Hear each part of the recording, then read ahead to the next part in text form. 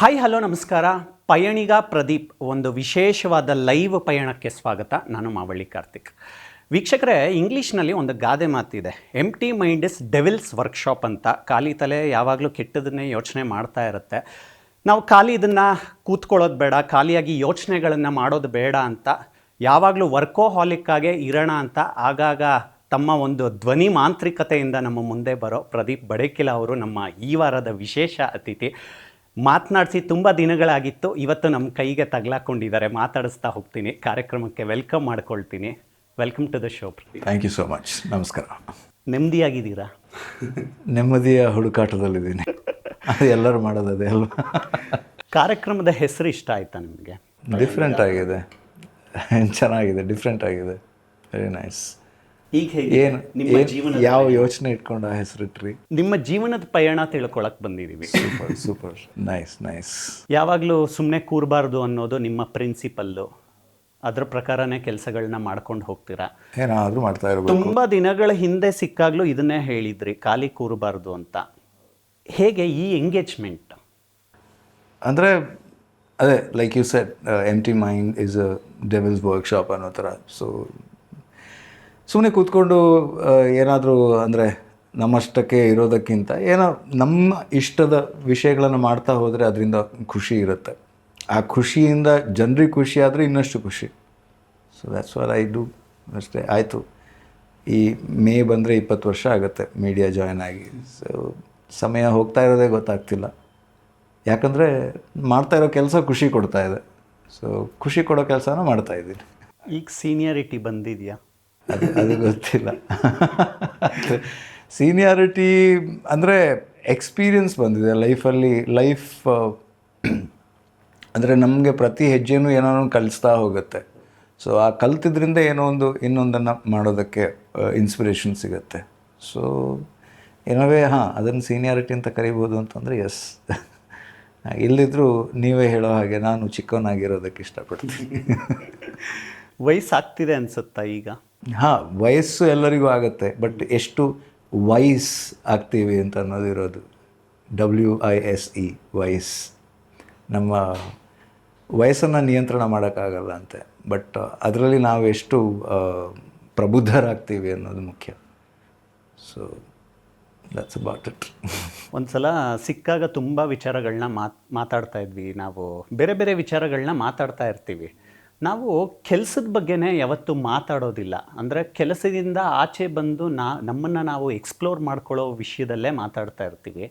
ಅದನ್ನು ಎಷ್ಟು ಎಂಜಾಯ್ ಮಾಡ್ತಾರೆ ಪ್ರದೀಪ್? ನನಗೆ ಕೆಲಸ ಅನ್ನೋದು ಇಲ್ಲ.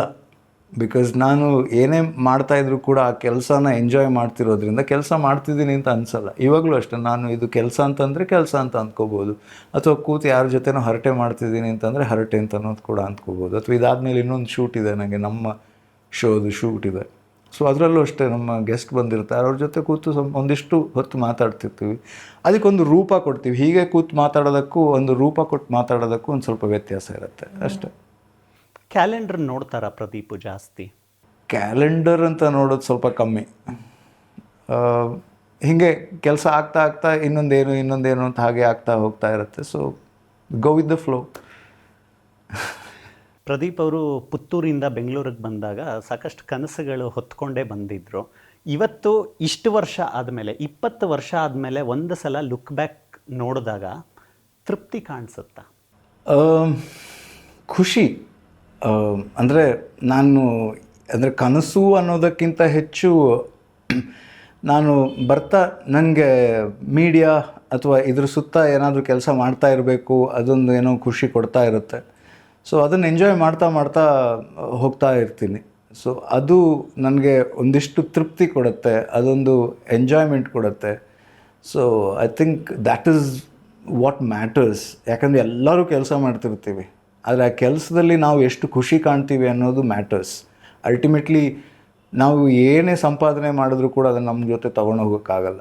ಆದರೆ ನಾವು ಏನು ಮಾಡ್ತಾಯಿದ್ದೀವಿ ಅದರಿಂದ ನಾವು ಖುಷಿಯನ್ನು ಪಡ್ಕೊಂಡ್ರೆ, ಖುಷಿಯನ್ನು ಹಂಚೋದಕ್ಕೆ ಸಾಧ್ಯ ಆದರೆ ಅದಕ್ಕಿಂತ ಮಿಗಿಲಾದ ಬೇರೆ ಏನು ಇಲ್ಲ ಅಂತ ನಾನು ಬಿಲೀವ್ ಮಾಡ್ಕೊಂಡು ಬಂದಿರೋದು. So that's what I do. ಅಂದರೆ ಪ್ರತಿದಿನವೂ ಅಷ್ಟೇ ಕೆಲಸದ ಬದಲಾವಣೆಯೇ ನನಗೆ ಒಂದು ರೀತಿಯ ಎಂಜಾಯ್ಮೆಂಟನ್ನು ಕೊಡುತ್ತೆ. ಇವಾಗ ಈ ಕೆಲಸ ಮಾಡ್ತಿರ್ತೀನಿ, ಮತ್ತೊಮ್ಮೆ ಈಗ ಒಂದು ಸ್ಕ್ರಿಪ್ಟ್ ಏನೋ ಬಂತು ಅಂತಂದರೆ ರೆಕಾರ್ಡಿಂಗು, ಅಥವಾ ಏನೋ ರೈಟಿಂಗ್ ಇದ್ದರೆ ರೈಟಿಂಗು, ಅಥವಾ ನಮ್ಮದೇ ಒಂದು ಬಿಸ್ನೆಸ್ ಇದೆ. ಸೊ ಆ ಬಿಸ್ನೆಸ್ ಅಂದರೆ ಮೀಡಿಯಾದೆ. ಸೊ ಆ ಬಿಸ್ನೆಸ್ನಲ್ಲಿ ಏನೆಲ್ಲ ಹೊಸತನ ಮಾಡ್ಬೋದು ಅಥವಾ ಏನಾದ್ರು ಡೆವಲಪ್ಮೆಂಟ್ಸ್ ಏನು ಮಾಡ್ಬೋದು, ಅದನ್ನು ಮಾಡ್ತಾ ಮಾಡ್ತಾ ಮಾಡ್ತಾ ನಾನು ಇವಾಲ್ವ್ ಆಗ್ತಾ, ನಾನು ಇನ್ನಷ್ಟು ಅದೇ ವಯಸ್ಸಾಗ್ತಾ ಹೋಗೋದಷ್ಟು. ನಾವು ಮಲ್ಟಿ ಟಾಸ್ಕರ್ ಪ್ರದೀಪ್ ಅವ್ರನ್ನ ನೋಡಿದ್ದೀವಿ. ಅಂತರ್ಮುಖಿ ಪ್ರದೀಪ್ ಹೇಗಿರ್ತಾರೆ? ಅಂತರ್ಮುಖಿ ಪ್ರದೀಪ್ ಅಂತರ್ಮುಖಿ ಆಗಿರೋದ್ರಿಂದ ಅವರು ಹೊರಗೆ ಬರಲ್ಲ. ಆದರೆ ನಾನು ಎಲ್ಲರೂ ತುಂಬ ಎಕ್ಸ್ಟ್ರೋವರ್ಟ್ಗಳಿರ್ತಾರೆ, ಕೆಲವರು ಇಂಟ್ರೋವರ್ಟ್ಸ್ ಇರ್ತಾರೆ. I think I am a mix of both, ಅಂದರೆ ಆ್ಯಂಬಿವರ್ಟ್ಸ್ ಅಂತ ಹೇಳ್ತಾರೆ. ಸೊ ನನ್ನಷ್ಟಕ್ಕೆ ಇದ್ದಾಗ ನನ್ನಷ್ಟಕ್ಕೆ ಇರೋದಕ್ಕೆ ಇಷ್ಟಪಡ್ತೀನಿ. ನನ್ನದೇ ಏನಾದರೂ ಕೆಲಸಗಳನ್ನು ಮಾಡೋದಿರ್ಬೋದು, ಅಥವಾ ಸುಮ್ಮನೆ ಕೆಲಸ ಮಾಡದೆ ಒಂದಿಷ್ಟು ಶೋಸ್ ನೋಡ್ತಿರ್ತೀನಿ ಆ ಥರ, ಅಥವಾ ನಮ್ಮ ಫ್ರೆಂಡ್ಸ್ ಜೊತೆ ಕಾಲ ಕಳೆಯೋದಿರ್ಬೋದು, ಅದನ್ನು ಮಾಡ್ತಾ ಹೋಗ್ತಾ ಇರ್ತೀನಿ. ಸೊ ಅಂತರ್ಮುಖ ಅಂತ ಹೇಳೋದನ್ನು ಅಷ್ಟು ಸ್ಪೆಸಿಫಿಕ್ಕಾಗಿ ಡಿಫೈನ್ ಮಾಡೋಕ್ಕಾಗಲ್ಲ. ಸೊ ಅದೇ like I shed, I go with the flow. ಆ ಮೊಮೆಂಟಿಗೆ ನಾವು ಹೇಗಿರಬೇಕು, ಏನು ಮಾಡಬೇಕು ಅದನ್ನು ಮಾಡ್ತಾ ಬಿ ಇನ್ ದ ಮೊಮೆಂಟ್ ಅಂತ. ಹಾಗೆ ಈ ಕ್ಷಣ ನಮ್ಮ ಕೈಲಿದೆಯಂತೆ. ಸೊ ಆ ಕ್ಷಣವನ್ನು ಹೇಗೆ ನಾವು ಎಂಜಾಯ್ ಮಾಡೋದು, ಅದನ್ನು ಮಾಡ್ತಾ ಹೋಗೋದು. ನಾನು ಸುಮ್ಮನೆ ಐರಾನಿಕಲಿ ಕೇಳಿದೆ, ಕ್ಯಾಲೆಂಡರ್ ನೋಡ್ತೀರಾ ಅಂತ. ಟೈಮಿಗೆ ತುಂಬ ಮಹತ್ವ ಕೊಡೋವಂಥ ಕಲಾವಿದರು ನೀವು. ಏನಾದರೂ ಮಾಡ್ತಾ ಇರಬೇಕು ಅನ್ನೋವಂಥ ಒಂದು ಹುಡುಕಾಟಗಳಲ್ಲಿರ್ತೀರ. ಈ ಟೈಮ್ ಮ್ಯಾನೇಜ್ಮೆಂಟಿಂದ ನಾವು ಸ್ವಲ್ಪ ದೂರ ಸರಿತಾ ಇದ್ದೀವಿ ಈ ಕಾಲಘಟ್ಟದಲ್ಲಿ ಅನಿಸುತ್ತಾ ಒಂದೊಂದ್ಸಲ? ಅಂದರೆ ನಾನು ಟೈಮ್ ಮ್ಯಾನೇಜ್ಮೆಂಟ್ನ ಬಗ್ಗೆ ನೋಡೋದಾದರೆ, we tend to take everything for granted. ಯಾಕಂದರೆ ಮಾಡಿದ್ರೆ ಆಯಿತು, ಓಕೆ ಅಡ್ಜಸ್ಟ್ ಮಾಡೋಣ, ಹೆಂಗಿದ್ರು ಲೇಟ್ ಅಲ್ಲ, ಓಕೆ ಅಲ್ಲಿ ಒಂದು ಟ್ರಾಫಿಕ್ ಕಾರಣ ಹೇಳಿದ್ರಾಯ್ತು, ಅಥವಾ ಇನ್ನೊಂದೇನೋ ಹೇಳಿದ್ರಾಯ್ತು. ಎಲ್ಲರೂ ನಿಮ್ಮ ಹಾಗೆ 1 ಗಂಟೆಗೆ ಬರ್ತೀನಿ ಅಂತೇಳಿ ಹೇಳಿದರೆ ಒಂದು ಕಾಲಕ್ಕೆ ತಲುಪೋದು, ಆಮೇಲೆ ಏನೋ ನಿಧಾನಕ್ಕೆ ಮಾಡೋದು. ಬಟ್ ನೀವು ಸಮಯಕ್ಕೆ ಮುಂಚಿತವಾಗಿ ಹೇಗೆ ತಲುಪಿದ್ರಿ ಅಂತ ನೋಡೋದಾದರೆ, ಆ ರೀತಿಯ ಕಮಿಟ್ಮೆಂಟ್, ಎಸ್ಪೆಷಲಿ ನಾವೀಗ ಈ ಜನ್ರೇಷನ್ಗಳ ಬಗ್ಗೆ ಮಾತಾಡೋದಾದರೆ, ಎಸ್ಪೆಷಲಿ ಈ ಜೆನ್ ಝಿ ಅನ್ನೋ, ನೀವು ಮೇ ಬಿ ಆ ಬಾರ್ಡರ್ನ ಇವರು ಇರ್ಬೋದು, ನಾವೆಲ್ಲ ಒಂದು ಸ್ವಲ್ಪ ಅದಕ್ಕಿಂತ ಹಿಂದೆ ಹುಟ್ಟಿದವರು. ಸೊ ಆ ಒಂದು ಕಮಿಟ್ಮೆಂಟ್ ಇವತ್ತಿಗೆ ಸ್ವಲ್ಪ ಕಮ್ಮಿ ಕಾಣಿಸ್ತಾ ಇದೆ. ಬಟ್ ಎಲ್ಲರೂ ಕೂಡ ಬ್ಯುಸಿ ಇರ್ತಾರೆ, ಎಲ್ಲರಿಗೂ ಕೂಡ ಟೂ ಮೆನಿ ಕಮಿಟ್ಮೆಂಟ್ಸ್. ಹಾಗಂತ ಹೇಳ್ಕೊಂಡು ಅಲ್ಟಿಮೇಟ್ಲಿ ಎಲ್ಲದಕ್ಕೂ ನಾವು ಎಷ್ಟು ಜಸ್ಟಿಫೈ ಮಾಡೋದಕ್ಕಾಗತ್ತೆ, ಎಲ್ಲದಕ್ಕೂ ಎಷ್ಟು ನಾವು ಕಮಿಟೆಡ್ ಆಗಿ ನಮ್ಮ ಇನ್ವಾಲ್ವ್ಮೆಂಟನ್ನು ಕೊಡೋದಕ್ಕಾಗತ್ತೆ, ಆ ನಿಟ್ಟಿನಲ್ಲಿ ನಾವು ಎಷ್ಟು ಸಕ್ಸಸ್ಫುಲ್ ಆಗ್ತೀವಿ ಅನ್ನೋದ್ರ ಬಗ್ಗೆ ಯೋಚನೆ ಎಷ್ಟು ಮಾಡ್ತಿದ್ದಾರೆ ಅಂತ ನಂಗೆ ಗೊತ್ತಾಗ್ತಿಲ್ಲ. Specially Gen Z. I mean, I am not against Gen Z, because ಮೇಯ್ನಾಗಿ ನೋಡೋದಾದರೆ ಮೇ ಬಿ ನಮಗಿಂತ ತುಂಬ ಪ್ರಿವಿಲೇಜ್ಡ್. ನಮ್ಮ ಜನ್ರೇಷನ್ ಕಂಪೇರ್ ಮಾಡಿದ್ರೆ ಅವ್ರಿಗೆ ಎಲ್ಲನೂ ಕೂಡ ತುಂಬಾ ಸುಲಭದಲ್ಲಿ ಸಿಗುವಂಥ ಇದು. ಅದನ್ನು ಅವರು ಎಷ್ಟು ಅಡ್ವಾಂಟೇಜಾಗಿ ಬಳಸ್ಕೊಳ್ತಾ ಇದ್ದಾರೆ, ಅಥವಾ ಅದನ್ನು ಎಷ್ಟು ಗ್ರ್ಯಾಂಟೆಡಾಗಿ ತೊಗೊಳ್ತಾ ಇದ್ದಾರೆ, ಅದು ಆ ಥಿನ್ ಲೈನ್ ಏನಿದೆ, ಅದ್ರ ಬಗ್ಗೆ ನನಗೊಂದು ದೊಡ್ಡ ಡೌಟ್ ಇದೆ. ಟೈಮ್ ಮ್ಯಾನೇಜ್ಮೆಂಟ್ ತುಂಬ ಮುಖ್ಯ. ನಾನು ಸಮಯಕ್ಕೆ ಮಹತ್ವ ಕೊಡ್ತೀನಿ. ಮೇ ಬಿ ನನ್ನ ಸಮಯಕ್ಕಿಂತ ಹೆಚ್ಚು ಇನ್ನೊಬ್ಬರ ಸಮಯಕ್ಕೆ ಜಾಸ್ತಿ ಮಹತ್ವ ಕೊಡಬೇಕು ಅಂತ ನಾನು ಬಿಲೀವ್ ಮಾಡಿರೋದು. ಯಾಕಂದರೆ ಈಗ ನಾನು ನನ್ನಷ್ಟಕ್ಕೆ ನನ್ನ ಕೆಲಸ ಮಾಡಬೇಕಿದ್ರೆ ಓಕೆ, ಸ್ವಲ್ಪ ಸಮಯ ಹೆಚ್ಚು ಕಮ್ಮಿ ಆದರೆ ಅದು ನಂದು. ಆದರೆ ನಾನು ಇನ್ನೊಬ್ಬರಿಗೆ ಏನೋ ಒಂದು ಕಮಿಟ್ ಆಗಿರ್ತೀನಿ. ಅಷ್ಟೊತ್ತಿಗೆ ಅವರು ನಮ್ಮ ಸಮಯವನ್ನು ಆಧರಿಸಿ ಅವರ ಸಮಯವನ್ನು ಅಡ್ಜಸ್ಟ್ ಮಾಡ್ಕೊಂಡಿರ್ತಾರೆ. So am I committed to that's what matters. ಅದಕ್ಕೆ ಜಾಸ್ತಿ ನಾನು ಒತ್ತು ಕೊಡ್ತೀನಿ. ಸಮಯ ಬದಲಾಗ್ತಾ ಇದೆ, ಎಲ್ಲವೂ ಕೂಡ ನಿಂತ ನೀರಾಗಿರಲ್ಲ, ಹರಿಯೋ ನೀರಾಗೇ ಇರುತ್ತೆ. ನಾವು ಈಗ ತಾನೇ ಜೆನ್ ಝಿ ಬಗ್ಗೆ ಮಾತಾಡ್ತಾ ಇದ್ವಿ. ಇನ್ನು ನಮ್ಮ ಗಮನಕ್ಕೆ ಬರದೇ ಇರೋ ಎಷ್ಟೋ ವಿಷಯಗಳು ನಮ್ಮ ಸಮಾಜದಲ್ಲಿ ಇವೆ. ನೀವಿವಾಗ ಜೆನ್ ಝಿ ಅಂತ ಹೇಳಿದ್ರಿ, ಇನ್ನು ಮುಂದೆ ಏನೋ ಬ್ಲ್ಯಾಕ್ ಅಂತ ಬರುತ್ತಂತೆ, ಆಲ್ಫಾ ಅಂತ ಬರುತ್ತಂತೆ. ಇದ್ರ ಬಗ್ಗೆ ಎಲ್ಲ ನಿಮ್ಮ ಅಬ್ಸರ್ವೇಷನ್ಸ್ ಏನು? ಈ ಜನ್ರೇಷನ್ಸ್ ಕಾಲಕ್ಕೆ ಬದಲಾಗುವಂಥದ್ದು it's a part of the process. ಈಗ ಹೇಗೆ ಅಂದರೆ ಮೊದಲು ಇಷ್ಟು ವೇಗವಾಗಿ ಬದಲಾಗ್ತಿರ್ಲಿಲ್ವೋ ಏನೋ, ಆದರೆ ಈಗ ಆ ವೇಗ ಯಾಕೆ ಬಂದಿದೆ ಅಂತಂದರೆ ನಮ್ಮ ಸುತ್ತಲಿನ ಪ್ರಪಂಚ ಆ ರೀತಿ ಬದಲಾಗ್ತಿದೆ, ಮೇನ್ಲಿ ಬಿಕಾಸ್ ಆಫ್ ಟೆಕ್ನಾಲಜಿ. ತಂತ್ರಜ್ಞಾನ ಹೇಗಿತ್ತು ಅಂತಂದರೆ ನಿಧಾನಕ್ಕೆ ನಮ್ಮ ವೇಗ ಹೇಗಿತ್ತೋ ಆ ವೇಗದಲ್ಲಿ ಹೋಗ್ತಿತ್ತು. ಬಟ್ ನಮ್ಮ ವೇಗಕ್ಕೂ ಮೀರಿ ತಂತ್ರಜ್ಞಾನ ಬೆಳೀತಾ ಇರಬೇಕಿದ್ರೆ ಆ ವೇಗಕ್ಕೆ ನಾವು ಅಡ್ಜಸ್ಟ್ ಹಾಕ್ಕೊಂಡು ನಾವು ಮುಂದೆ ಹೋಗ್ತಾ ಇದ್ದೀವಿ. ಸೊ ನನ್ನ ಒಬ್ಸರ್ವೇಷನ್ ಏನು ಅಂತಂದರೆ, ಈ ಜನ್ರೇಷನ್ಸ್ ಮೇಯ್ನಾಗಿ ಬದಲಾಗ್ತಾ ಇರೋದು, ಆ ವ್ಯಕ್ತಿಗಳು ಬದಲಾಗ್ತಿಲ್ಲ, ಆ ಹುಟ್ಟುವವರು ಬದಲಾಗ್ತಿಲ್ಲ, ಆದರೆ ಅವರು ಹುಟ್ಟುತ್ತಾ ನೋಡ್ತಾ ಇರೋ ಪ್ರಪಂಚಕ್ಕೆ ಅವ್ರು ಹೇಗೆ ರಿಯಾಕ್ಟ್ ಮಾಡ್ತಾ ಇದ್ದಾರೆ ಅನ್ನೋದ್ರ ಮೇಲೆ ಅವರ ಆ್ಯಟಿಟ್ಯೂಡ್ಗಳು ಬದಲಾಗ್ತಾ ಹೋಗುತ್ತೆ. ಸೊ ಇವಾಗ ನಾವು ಹುಟ್ಟಿದಾಗ ಹೇಗಿತ್ತು ಟೆಕ್ನಾಲಜಿ, ಅಥವಾ ನಾವಿದ್ದಾಗ ಹೇಗೆ ಲೈಫ್ ಸ್ಟೈಲ್ ಇತ್ತು, ಪ್ರಪಂಚ ಹೇಗಿತ್ತು, ಅದಕ್ಕೆ ಸರಿಯಾಗಿ ನಾವು ರಿಯಾಕ್ಟ್ ಆಗ್ತಾ ಹೋದ್ವಿ. ಇವತ್ತು ಹುಟ್ಟಿದ ತಕ್ಷಣವೇ ಕೈಗೆ ಮೊಬೈಲ್ ಬಂದಿದೆ. ಮೊಬೈಲ್ ಅಂತಂದರೆ ಬರೀ ಫೋನ್ ಮಾಡೋದಕ್ಕೆ, SMS ಮಾಡೋದಕ್ಕೆ ಅಂತ ಕಾಲ ಹೊರಟೋಗಿ ಎಷ್ಟೋ ವರ್ಷಗಳೇ ಆಗೋಯ್ತು.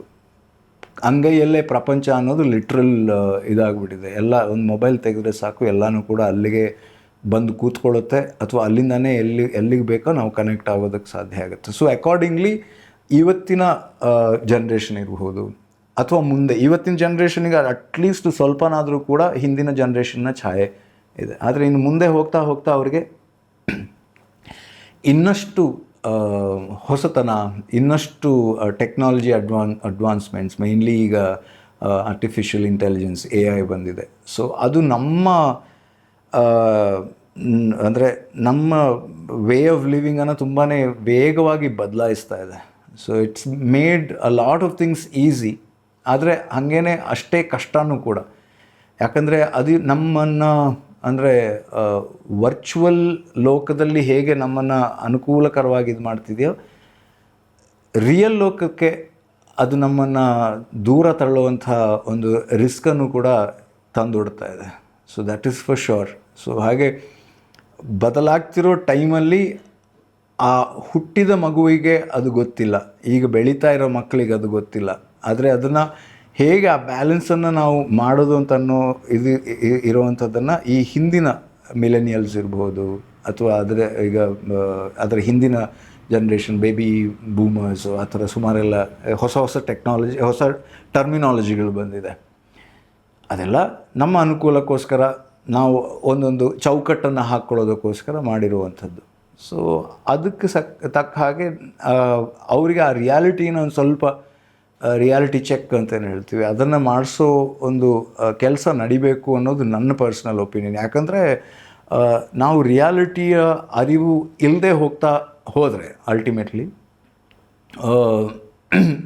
ಅದು ನಮ್ಮನ್ನು ಹೇಗೆ ಡಿಸೈನ್ ಮಾಡುತ್ತೆ ಅಂತ ಅನ್ನುವಂಥದ್ದು ಇರೋದು. ಎಲ್ಲನೂ ಈಸಿಯಾಗಿರುತ್ತೆ ಅಂತಂದರೆ ಅದೇ like I said, we tend to take everything for granted. ಅದು ನಡೆಯುತ್ತೆ, ಆಗುತ್ತೆ. ಸೊ ಆ ಮೇಯ್ನ್ ಆ್ಯಟಿಟ್ಯೂಡ್ ಬರೋದಕ್ಕೆ ಮುಖ್ಯ ಕಾರಣವೇ ಅದು. ಎಲ್ಲ ಸುಲಭದಲ್ಲೇ ಆಗ್ತಾಯಿದೆಯಲ್ಲ, ಎಲ್ಲ 2 ನಿಮಿಷದಲ್ಲೇ ಬೆಂದು ರೆಡಿ ಆಗುತ್ತೆ ಅಂತಂದರೆ, ಎಲ್ಲ ಫ್ರಿಜ್ಜಲ್ಲಿರುತ್ತೆ, ತೆಗೆಯೋದು, ಬಿಸಿ ಮಾಡೋದು. ಬಟ್ ಲಾಂಗ್ ಟರ್ಮಲ್ಲಿ ಏನು ಇಫೆಕ್ಟ್ ಕೊಡುತ್ತೆ ಅನ್ನೋದನ್ನು ಯೋಚನೆ ಮಾಡುವಂಥ ಶಕ್ತಿ ಅವರಿಗೆ ಇದೆಯಾ? ಯಾಕಿಲ್ಲ? ಅವರು ತಪ್ಪಲ್ಲ, ಅದು ಮೇಯ್ನ್ಲಿ ಅವರು ಹುಟ್ಟಿ ಬೆಳೆದಿರೋ ವಾತಾವರಣನೇ ಆ ಥರ ಇದೆ. ಸೊ 1-2 ಜನ್ರೇಷನ್ ಹಿಂದಿನವರು ಏನು ಆ ರಿಯಲ್ ಇದನ್ನು ನೋಡಿದ್ದಾರೆ, ಅವರು ಆ ಒಂದು ರಿಯಾಲಿಟಿ ಚೆಕ್ಕನ್ನು ಮಾಡುವಂಥ ಪ್ರಯತ್ನ ಮಾಡಬೇಕು. ಬಟ್ ಅದನ್ನು ತುಂಬ ಸೆನ್ಸಿಟಿವ್ ಆಗಿ ಮಾಡಬೇಕು. ಯಾಕಂದರೆ ಇವತ್ತಿನ ಇವರಿಗೆ ಅದು it should not be harsh, ಏನನ್ನೋ ಹೇರ್ತಾ ಇದ್ದಾರೆ ಅಂತ ಅನ್ನಿಸ್ಬಾರ್ದು. ಸೊ ಆ ನಿಟ್ಟಿನ ಪ್ರಯತ್ನ ನಡಿಬೇಕು ಅನ್ನೋದು ನನ್ನ ಒಪಿನಿಯನ್. 20 ವರ್ಷಗಳು not an easy thing R time period. TV9 core ಟೀಮಲ್ಲಿ ನಾನು ನೋಡಿದ್ದೀನಿ ನಿಮ್ಮನ್ನು. ಅದಾದಮೇಲೆ ನೀವು ಬೆಂಗಳೂರಿಗೆ ಬಂದ ಮೇಲೂ ಬೇರೆ ಬೇರೆ ಬದಲಾವಣೆಗಳನ್ನು ನೋಡ್ತಾ ಬರ್ತೀರಾ. ಏನಕ್ಕಂದರೆ ಕಲೆಯನ್ನು ತುಂಬ ಪ್ರೀತಿಸೋರು ನೀವು. ಮನರಂಜನೆ, ಮಾಧ್ಯಮ, ತಾಂತ್ರಿಕತೆ, ಇದು 3 ಕೂಡ ಡೆವಲಪ್ ಆಗ್ತಾನೆ ಬಂತು. ಇದನ್ನು ಹೇಗೆ ಗಮನಿಸಿದ್ರಿ ನೀವು? ಅದೇ ಮನರಂಜನೆ, ಮೊದಲಿಗೆ ಮನರಂಜನೆಗೋಸ್ಕರ ಹೊರಗಡೆ ಹೋಗಿ ನಾವು ಆ ಮನರಂಜನೆಯನ್ನು ಪಡಿಬೇಕಾಯಿತು. ಆಮೇಲೆ ಅದು ಮನೆರಂಜನೆ ಆಯಿತು, ಮನೆಯೊಳಗಡೆ ಕೂತ್ಕೊಂಡು ಆ ಮನೋರಂಜನೆಯನ್ನು ಪಡ್ಕೊಳ್ಳುವಂಥದ್ದು ಆಯಿತು. ಇವಾಗ ಅದು ಮನೆರಂಜನೆಯಿಂದ ಹೋಗಿ ಜೋಬಿನ ಒಳಗಡೆನೇ ರಂಜನೆ ಬಂದುಬಿಟ್ಟಿದೆ. ಜೋಬಿಂದ ಫೋನ್ ಹೊರಗಡೆ ತೆಗೆದ ತಕ್ಷಣ ನಮಗೆ entertainment, any form of entertainment ನಮ್ಗೆ ಸಿಗ್ತಾ ಇದೆ. ಸೊ ಈ 20 ವರ್ಷದಲ್ಲಿ ಆ ಡ್ರಾಸ್ಟಿಕ್ ಬದಲಾವಣೆಯನ್ನು ನೋಡಿದ್ವಿ, ಅದೇ ಹೇಳಿದೆ. So everything is changing very fast and how. So ಆ ಇದರಲ್ಲಿ ನಾವಿದ್ದೀವಿ, ಆ ಒಂದು ಸಿಚುವೇಷನಲ್ಲಿ ನಾವಿದ್ದೀವಿ.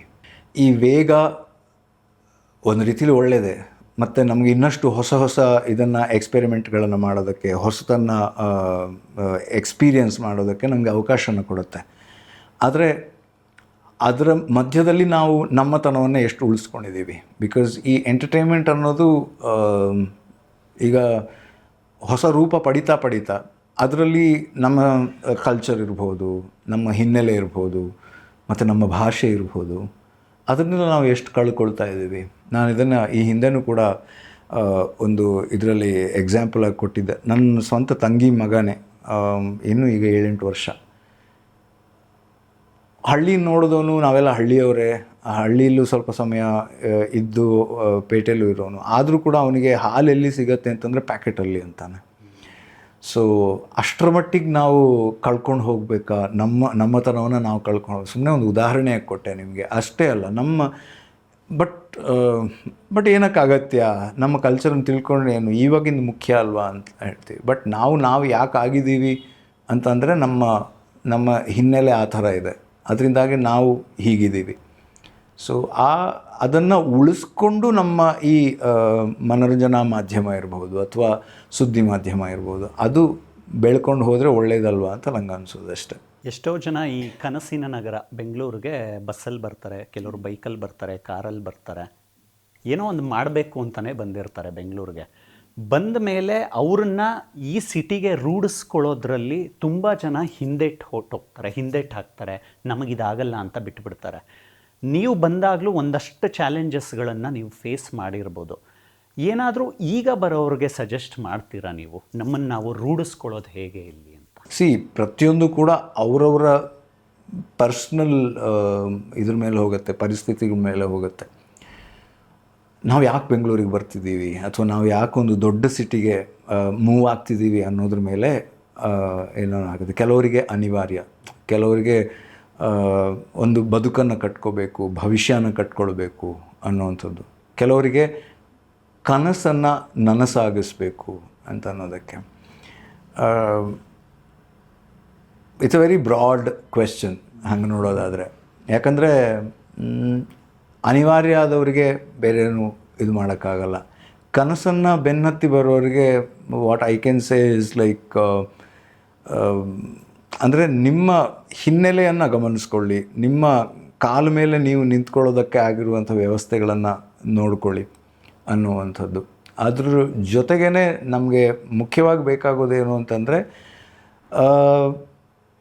ನಾವೆಲ್ಲಿದ್ದೀವಿ ಅಲ್ಲೇ ನಮಗೆ ಅವಕಾಶಗಳನ್ನು ಸೃಷ್ಟಿಸೋದಕ್ಕೆ ಯಾವತ್ತಿಗಿಂತ ಹೆಚ್ಚು ಇವತ್ತು ಅವಕಾಶಗಳು ತುಂಬಾ ಇದೆ.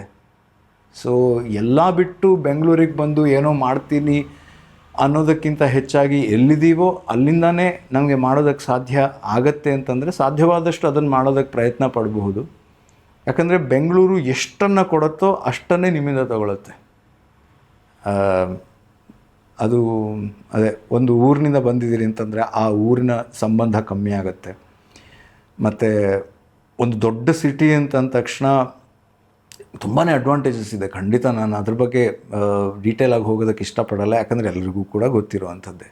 ಆದರೆ ಅದ್ರ ಜೊತೆಗೆ ನಾವು ಏನು ಇದು ಮಾಡ್ತೀವಿ ಅಂತಂದರೆ, ಅದು ಡೈಲಿ ಸಫರಿಂಗ್. ಅಂದರೆ ಒಂದು ಹಂತದ ತನಕ ನಾವು ಬೆಳೆಯೋ ಹಠದಲ್ಲಿ, ಬೆಳೆಯೋ ಒಂದು ಹೋರಾಟದಲ್ಲಿ ನಮಗೆ ಈ ಹ್ಯೂಮನ್ ಕನೆಕ್ಷನ್ಸ್ ಕಮ್ಮಿ ಆಗತ್ತೇನೋ ಅಂತ ಅನ್ನೋದು ನನ್ನ ಒಂದು ಅಭಿಪ್ರಾಯ. ಅದೊಂದು ಹಳ್ಳಿಯಲ್ಲಿದ್ದರೋ ಅಥವಾ ಒಂದು ಸಣ್ಣ ಪಟ್ಟಣದಲ್ಲಿದ್ದೋ ಇರುವಂಥ ಇದು ಈಗ ಇಲ್ಲಿ ಸಿಕ್ಕಾಗ ಅದು ಕಷ್ಟ ಆಗುತ್ತೆ. ಅಫ್ಕೋರ್ಸ್ ನಮ್ಮ ಬೆಂಗಳೂರು ಅಂತಂದರೆ ಟ್ರಾಫಿಕ್ಕಿಗೆ ಫೇಮಸ್ಸು. ಸೊ ಹಾಗೆ ಇಲ್ಲಿಂದ 10-20 ಕಿಲೋಮೀಟ್ರ್ ದೂರಕ್ಕೆ ಹೋಗಬೇಕು ಅಂದರೆ 1-1.5 ಗಂಟೆ. ಬಟ್ ನಮ್ಮೂರಲ್ಲಾದರೆ 10-20 ನಿಮಿಷದಲ್ಲಿ ಹೋಗಿ ಬರ್ಬೋದು. ನಾವು ನಮ್ಮ ಸಮಯವನ್ನು ನಮಗಾಗಿ ಕೊಡೋದಕ್ಕೆ ಅವಕಾಶ ಕೊಡುತ್ತೆ. At the end of the day ನಮಗೆ ಏನು ಬೇಕು ಅದನ್ನು ನಾವು ಮಾಡೋದಕ್ಕೆ ನಮಗೆ ಅಲ್ಲಿ ತುಂಬಾ ಆಪರ್ಚುನಿಟೀಸ್ ಸಿಗೋ ಸಾಧ್ಯತೆ ಇದೆ. ಇದನ್ನು ನಾವು ಬೆಂಗಳೂರಿನಂಥ ಸಿಟೀಲಿ ಪಡ್ಕೊಳ್ಳೋದು ಸಾಧ್ಯನಾ ಇಲ್ವಾ? It all depends. ಅದೇ ಹೇಳಿದ್ನಲ್ಲ, ಒಂದು 100 ಜನ ಅಂತಂದರೆ 100 ಬೇರೆ ಬೇರೆ ರೀತಿಯ